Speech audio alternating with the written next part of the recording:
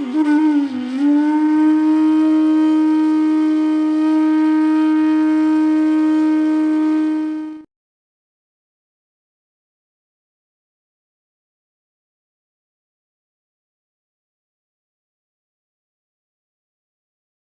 કહે છે કે વેદવ્યાસ જેવા જ્ઞાનથી થાકી ગયા હતા.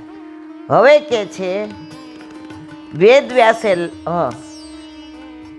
છેવટે જ્યારે ભાગવતની રચના કરી ત્યારે શાંતિ થઈ. મતલબ કે પ્રભુ વગર બીજી વસ્તુથી સંતોષ અને શાંતિ નથી. તમે ક્યાંય પણ જાઓ, સ્ટેટસ, માન, મર્તબો આ બધામાં પડશો ને છેવટે દુઃખ જ થવાનું છો. પણ તમારા ઠાકોરજીની સેવા તમારા તન મન ધનથી કરશો તો જેમ વેદવ્યાસજીને ભાગવતજીએ લખ્યા પછી પૂર્ણ શાંતિ થઈ, એમ આપણું જીવન પણ પૂર્ણ શાંતિથી વીતશે. કોઈને જ્ઞાન આપવું તે આધ્યાત્મિક પરોપકાર છે. જો એ જ્ઞાનથી જીવને પ્રભુની પ્રાપ્તિ થતી હોય તો જ ઉપયોગી છે. પણ પ્રભુની પ્રાપ્તિ તો જ્ઞાનથી થતી નથી. કયા જ્ઞાનીને ભગવાન મળી ગયા? એ દરેકમાં તર્ક કરે, આમ હોય તો આમ થાય. અથર્વેદમાં આવું લખ્યું છે, પૂર્વ મીમાંસામાં આવું છે, બ્રહ્મસૂત્રમાં આવું છે. એ બધામાં રે પ્રભુ કે આપણા કામનો નથી. પણ પ્રેમથી જ છે. માટે જ્ઞાન વસ્તુનું દાન પણ સાચી સેવા નથી. ધનનું દાન એ ભૌતિક સુખ છે. જ્ઞાન આપવું એ આધ્યાત્મિક છે. એ સાચો પરોપકાર નથી. હરિરાયજી આમ કહેવાય ને, પાંથે પૂરે તેલ, કે આપણે બધું સમજાઈ જાય કે આપણે શું કરવું અને શું ના કરવું. આપણે બધા વાંચીએ કરીએ પણ કરતા હોય એમ કરીએ છીએ, કાંઈ ફેર પડતો નથી. પણ હરિરાયજીને વિશ્વાસ છે કે મારા વલ્લભે જે માર્ગ આપ્યો છે, જે સિદ્ધાંતો આપ્યા છે, કે આજે નહીં તો કાલે મારો સાચો વૈષ્ણવ હશે.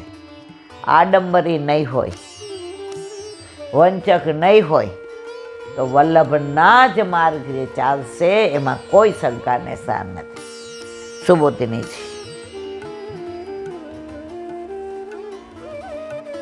વલ્લભાધીશ કી.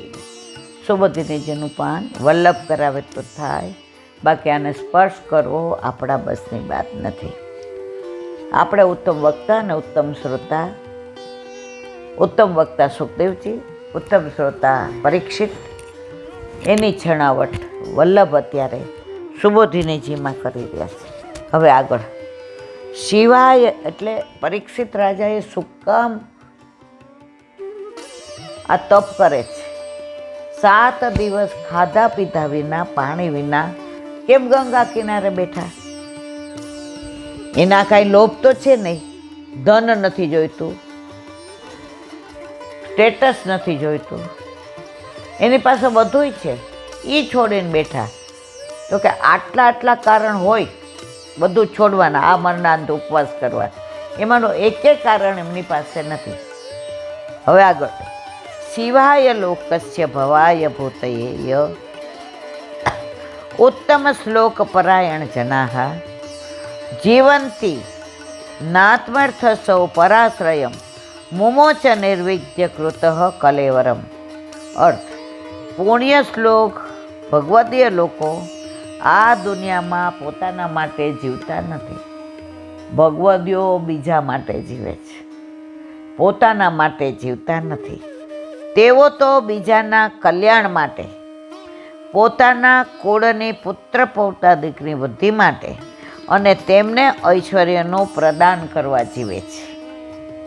આમ પરીક્ષિત રાજાનું જીવન પણ બીજાઓને ઘણું ઉપયોગી હતું. છતાં પણ બધાની પરવા કર્યા વિના પરીક્ષિત રાજા પોતાનો પ્રાણ ત્યાગ કરવા માટે કેમ પ્રવૃત્ત થયા? સુબોધિની છે. ભગવદી પુરુષોથી કોઈ વાર અજ્ઞાનથી પણ મહાપાતક થાય તો પણ તેના પ્રાયશ્ચિત માટે દેહ ત્યાગ કરવો વૈષ્ણવો માટે ઉચિત નથી. આપણે ગમે એ થાય, વલ્લભે દેહ ત્યાગની, સંન્યાસની બધી ના પાડી છે. ગૃહે સ્થિત્વા, જે કરો એ ઘરમાં રહીને કરો. આપણે તીર્થયાત્રા નથી કરવાની, સિવાય આપણી વ્રજભૂમિ. તો આપણને કેમ કાશી જવાનું મન થાય છે? વલ્લભ ગયા હતા ને એ ઓળખાણે જવાનું છે. દ્વારકા કેમ જવાનું મન થાય? વલ્લભ ગયા હતા એ ઓળખાણે જવાનું છે. ડાકોરમાં રણછોડરાયની સ્થાપના હરિરાયજીએ કરી, તો એ ભાવથી આપણે જવાનું છે. તો અહીંયા કહે છે કે વૈષ્ણવો કોઈ દી આ મરણાંત ઉપવાસ કરે નહીં. પરીક્ષિત મર્યાદા માર્ગી વૈષ્ણવ હતો અને એને મોક્ષ જોઈતો હતો, મુક્તિ જોતી હતી. આપણે કોઈને મુક્તિ તો જોતી નથી, ભક્તિ જોઈએ છે. તો ભક્તિ માટે આ મરણાંત ઉપવાસ કરવાની જરૂર નથી. કારણ કે આવા ભગવદી પુરુષો કોઈ પણ કારણસર પોતે સ્વયં સેવા ન કરી શકે તો પણ બીજા વૈષ્ણવ સમુદાય માટે તેઓ દીવાદાંડી સમાન છે. કારણ કે તેમને પૂછી પૂછીને બીજા વૈષ્ણવો સેવા માટેનું માર્ગદર્શન મેળવી શકે છે. માટે તેમનું જીવન જ બીજા બધાના સિવાય કલ્યાણ માટે હોય છે. ઘણા વૈષ્ણવ આપણે જોઈએ ને, છેલ્લી ઉંમર હોય, અંગો બધા શિથિલ થઈ ગયા હોય, હાથ ધ્રુજતા હોય, કાને સંભળાતું ન હોય, આંખે દેખાતું, કે સેવા કેવી રીતે કરે? તો એ ભગવદીઓ કેવા હોય એને પૂછી પૂછીને બધા કરે. એટલે કાંઈ નથી કરતા સેવા તોય આટલા કામના છે. ઓ બાપા! શિવ એટલે કલ્યાણ, શાંતિ અને સુખ જીવનમાં રહે તેને કલ્યાણ કહેવાય. ભવાય એટલે આ સંસારમાં પુત્ર, પૌત્ર, સગા સંબંધી વગેરેના કલ્યાણ માટે તેમનું જીવન હોય છે એવો ભાવ છે. આ તો સામાન્ય ભગવદીની વાત કહી. હવે જો આ ભગવદી રાજા હોય તો અમોઘ વર્યાહી નૃપા. આ વાક્ય પ્રમાણે રાજાઓ તો અત્યંત પરાક્રમી હોય છે. તેથી તેઓ ભૂતયે પરમ ઐશ્વર્યને પણ કુટુંબમાં લાવવાને શક્તિમાન હોય છે.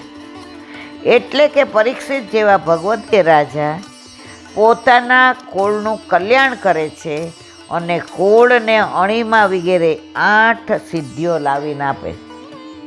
પરીક્ષિત રાજા તો ચક્રવર્તી રાજા હતો, એ ધારે કરી શકે. તો એણે કેમ આમરણાંત ઉપવાસ ચાલુ કર્યા? કેમ બધું ત્યાગી દીધું?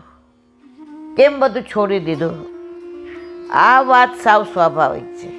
આ બધી વાત 6થા સ્કંદમાં મહાપુરુષ પૂજ્યા પદથી કહે છે. એટલે કે મહાપુરુષ ભગવદીયનું જીવન પૂજનીય હોય છે. બીજાના કલ્યાણ કરનારો અને સર્વને ઐશ્વર્યની સિદ્ધિ માટે હોય છે. તેણે દેહનો આવો ત્યાગ ન કરવો જોઈએ.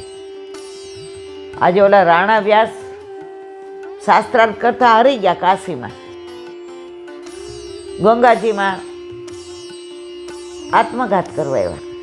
વલ્લભ બિરાજતા હતા અને એક વાક્ય છેલ્લું બોલ્યા કે ગંગાજીમાં તમે ગમે ત્યાં આપઘાત કરો, તમને મોક્ષ મળતો નથી, મુક્તિ મળતી નથી, તમારે બધા ભાવ આવવા જાય. રાણા વ્યાસ ઊભા રહી ગયા. અને પછી કેવા વૈષ્ણવથી આપણે બધાય જાણીએ છીએ. હમણાં ગોધરાની બેઠક ગયા હતા આપણે. તો વૈષ્ણવ કદી પ્રાણ ત્યાગ નથી કરતો જાતે. હા, સમય આવે બધાય જવાનું છે. નામ એનો નાશ છે જ. કોઈ અમરપટ્ટો લખાવીને આવ્યું નથી. પણ આપણે બધા જીવીએ છીએ એવી રીતે જાણે અમરપટ્ટો લખાવીને આવ્યા છે. કોઈ દી મરવાના જ નથી, અહીંયા જ રહેવાના છે. એ જ્યારે અંત સમય આવે ને ત્યારે સમજી જાય કે હવે ગયા. ત્યારે તમે એમ કહો કે મારે પ્રભુ કે ઘણાય તને ચાન્સ આપ્યો કે કાંઈક કર, જીવ કાંઈક કર, તો મારું માયનો નહીં. હવે ફરી 84 લક્ષ્યોનીમાં ફરો અને મજા કરો. આનંદ લૂંટવાનો તો ત્યાં લૂંટ્યો નહીં.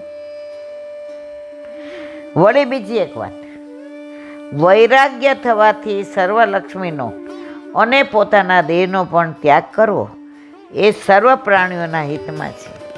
અભયમ ભૂતયમ એવું પદ છે. એટલે કે દરેક પ્રાણીની મરજી પ્રમાણેનો નિર્ણય લેવાનો અધિકાર હોવો જોઈએ. આ વાત આમજનો માટે સાચી છે, પણ ભગવદીય પુરુષો આવો નિર્ણય લઈને પોતાના દેહનો ત્યાગ કરે તે વૈષ્ણવતાની વિરુદ્ધ છે.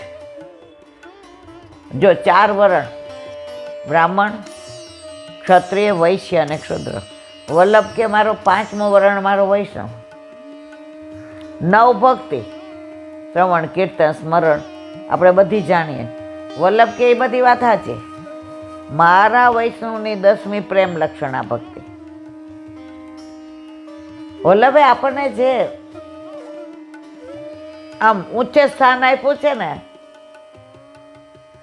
ઠાકોરજી આપણી પાછળ ફરે, એના ચરણની રજ મને અડે. આવા વૈષ્ણવ કર્યા છે વલ્લભે, અને છતાંય ચારે બાજુ રખડીએ. આ માતાએ ગયા હતા, ના મહાદેવે ગયા હતા, ને અહીંયા ગયા હતા, ને ત્યાં ગયા હતા. એમ શ્રી મહાપ્રભુજી આજ્ઞા કરે છે કે પરાશ્રય નિર્વિધ પદ પ્રમાણે આવા ભગવદીઓના શરીર પરાશ્રયનું એક મોટું સાધન છે, અને તેનો ત્યાગ થતાં અનેક લોકો આશ્રય વિહોણા થઈ જાય છે. આવા ભગવદીઓ લીલામાં જાય ને ત્યારે આમ ઘણા બધાને ભગવદીયની વાત છે ને. જો વલ્લભકુળની ગોકુળના જે લીલામાં પધાર્યા, એમના અનન્ય 78 વૈષ્ણવ હતા. બધાય લીલામાં પહોંચી ગયા ત્યાં ને ત્યાં. તો અત્યારે ભૂતલ પર એવા ભગવતીઓ બિરાજે છે, જે લીલામાં જાય, પહોંચી જાય ને એટલે આપણને એવું થાય કે આપણું હવે સર્વસ્વ લઈને ગયા. પૂછવું કોને, સલાહ કોને લેવી? ઠાકોરજી ઘરમાં બિરાજે છે એ અનુભવ એને હતો. હવે અમારે ક્યાં જવું? કારણ કે અત્યારે દુસંગ દેવાવાળા બહુ મળી જાય છે, પણ સંઘની અંદર રહીને સત્સંગ કરાવવાળા બહુ ઓછા હોય છે. બોલો વલ્લભાધીશ.